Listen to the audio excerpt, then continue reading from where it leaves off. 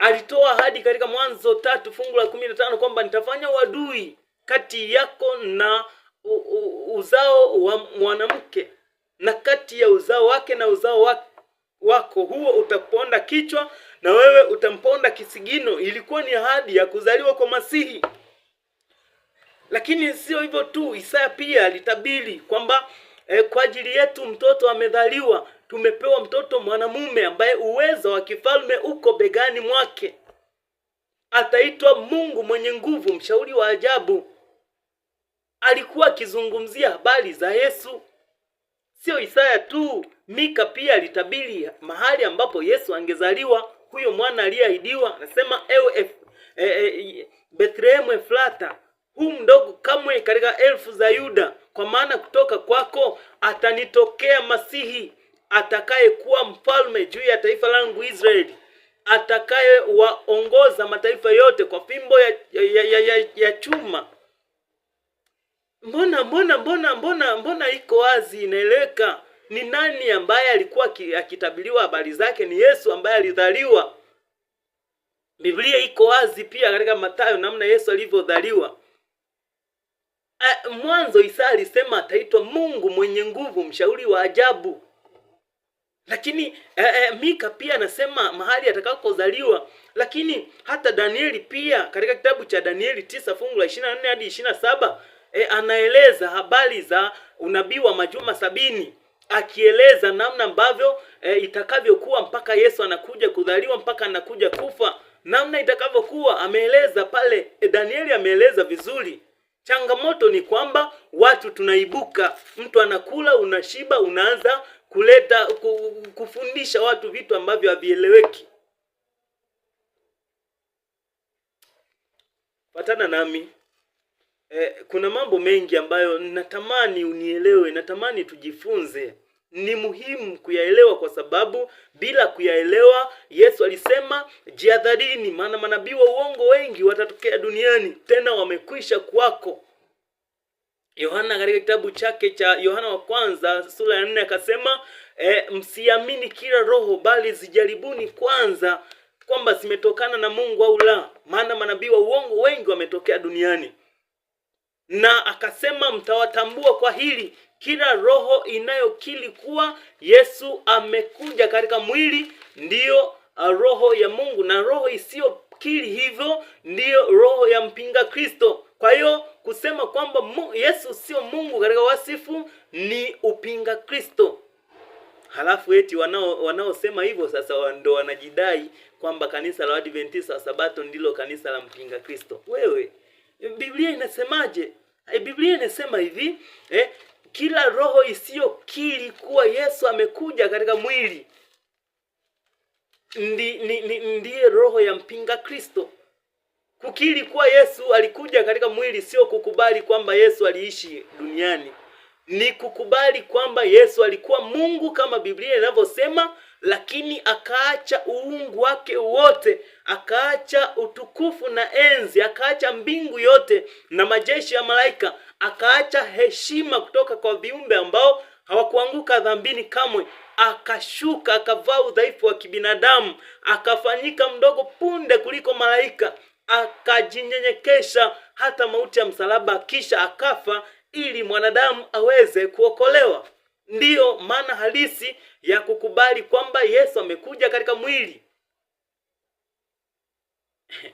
Kwa hiyo hebu tujaribu basi kuuliza Biblia. Tusiibuke tu. Yaani Biblia, Injili sio mahali pa kutafutia umaarufu. Injili sio mahali pa kutafutia umaarufu. Injili inahusu uzima na mauti. Injili inahusu kifo au kuishi. Kila unachofundisha watu, kuna watu wanatafuta nuru, kuna watu wanatafuta matumaini, wamekata tamaa. Kwa unapowachanganya, Mungu anakuona, Mungu ambaye anahitaji watu wafundishwe ukweli na wamwelekee yeye, anakuona kila kitu unachokifanya. Kwa usifanye kwa ajili ya kujionesha.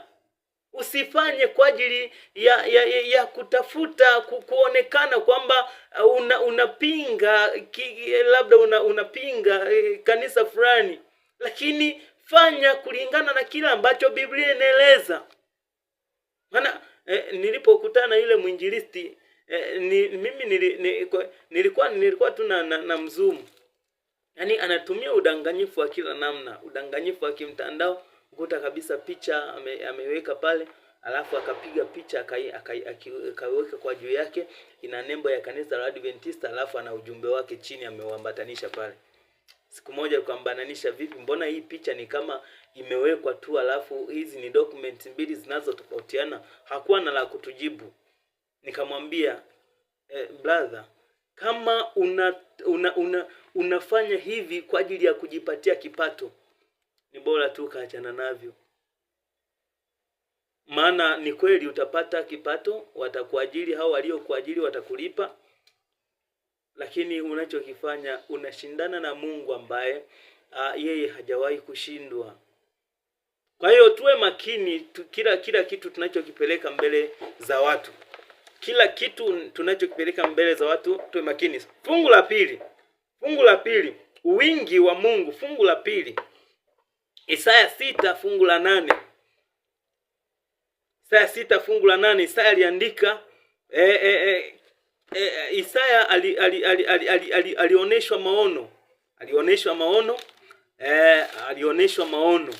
Alipooneshwa maono, aliona maono katika kiti cha enzi, akaona maono ya mbinguni, akaona maono. Na katika fungu la 8 Biblia inaeleza kwamba kisha nikasikia sauti ya Bwana akisema. Kisha nikasikia sauti ya Bwana akisema. Huyo Bwana ni mmoja anayesema na Isaya. Lakini sasa sikiliza, huyu Bwana anayesema, huyo mmoja Bwana anayesema na Isaya anasema hivi: ni mtume nani? Mimi mmoja ni mtume nani? Yaani hayo ni mambo tu ya Kiswahili. Ni mtume nani?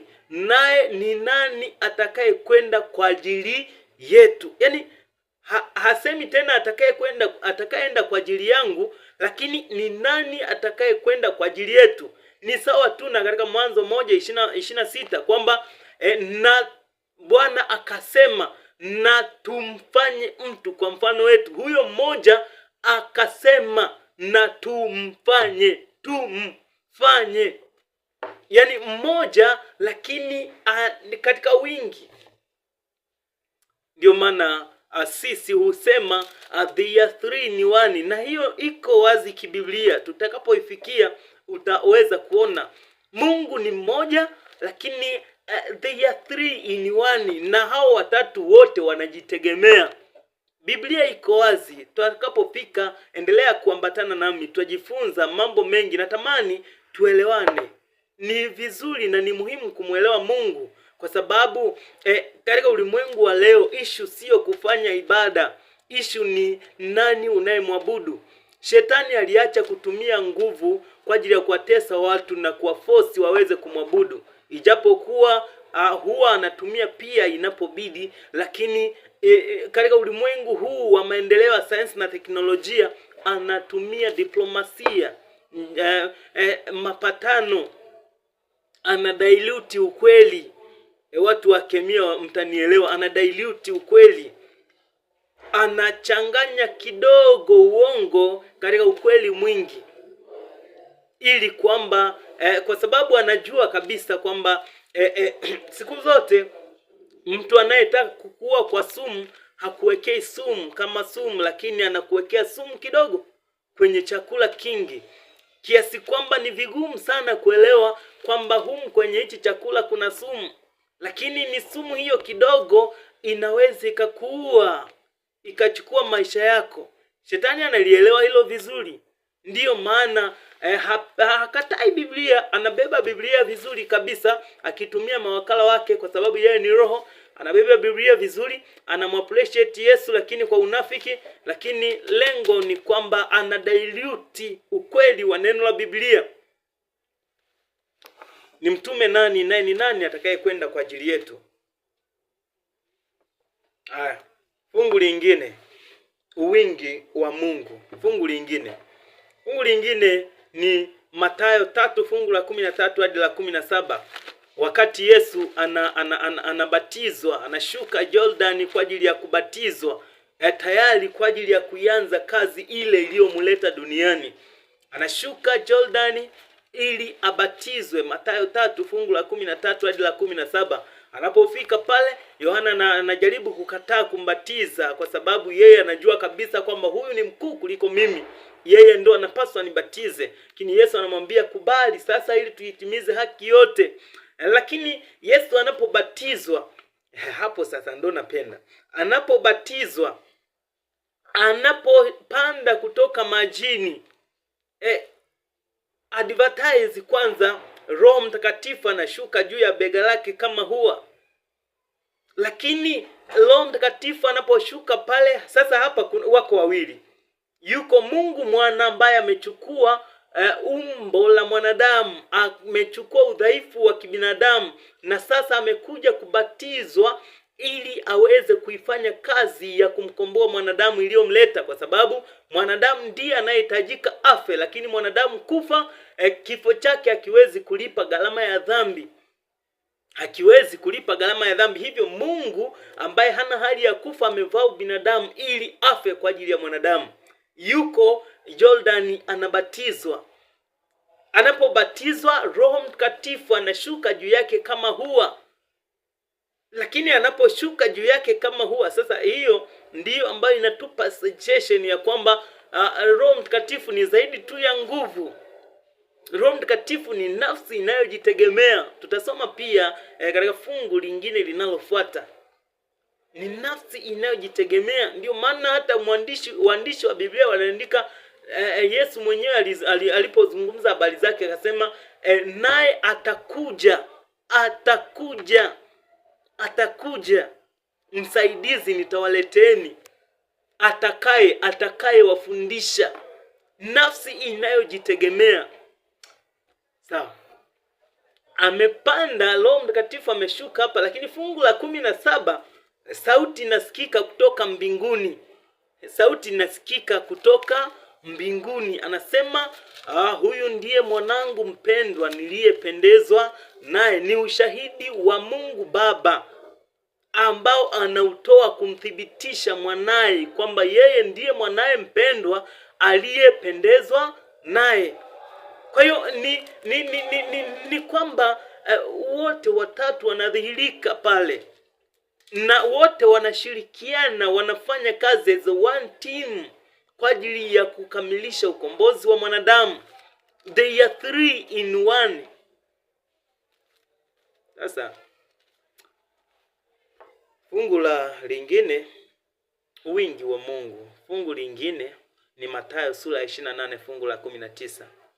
Natamani tuelewane hapo. Maana nimesikia kuna mtu fulani alikuwa yani watu najua ukichagua kuwa kinyume na Mungu, shetani atakupa ubunifu wa namna ya kudefend hoja za kupinga ukweli wa neno la Biblia hata kama unajua ni ukweli. Yeye atakupa. Yaani ukikataa hekima ya Mungu, shetani atakupa hekima yake ambayo itakuongoza kupinga neno la Mungu kwa hoja zote. Yaani utakuwa radhi kutafuta hoja zote, hata zile za kuungaunga, ili kwamba uweze kupinga ukweli wa neno la Mungu. Mathayo sura ya 28 fungu la 19 inasema, basi enendeni mkawafanye mataifa yote kuwa wanafunzi, mkiwabatiza kwa jina la Baba, la Mwana na la Roho Mtakatifu, na kuwafundisha kuyashika yote niliyoamuru ninyi. Sasa Biblia ya Kiingereza, napenda maneno ya Kiingereza. Imesema, go ye therefore and teach all nations, baptizing them in the name of the Father and of the Son and of the Holy Ghost and of the Father and of the. Kwa hiyo ni inatudokeza ya kwamba hao wote watatu ambao wametajwa mtabatiza kwa jina lao ni watatu wanaojitegemea. Hajataja kama listi, lakini ametaja for the name of the Father, In the name of the Father and of the Son and of the Holy Ghost.